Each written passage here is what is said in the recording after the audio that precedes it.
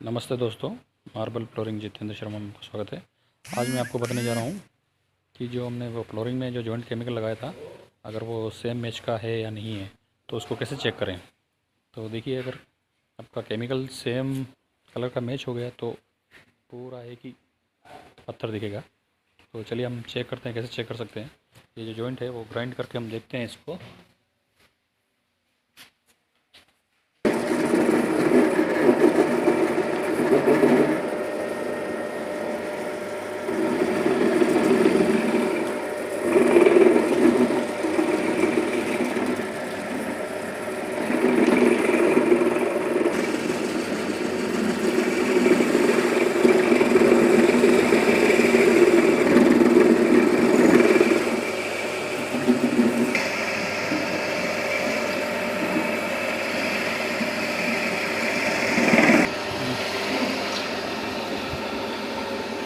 चलिए अब चेक कर लेते हैं इसको।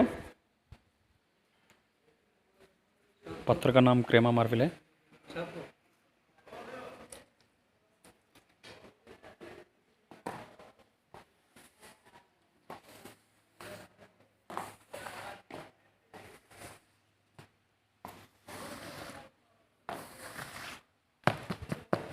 कहीं पे भी आपको जॉइंट नज़र नहीं आएंगे इसमें। आपका केमिकल 100% बिल्कुल सही है। धन्यवाद। अगर आपको मेरा वीडियो अच्छा लगा हो, लाइक और सब्सक्राइब जरूर कीजिएगा।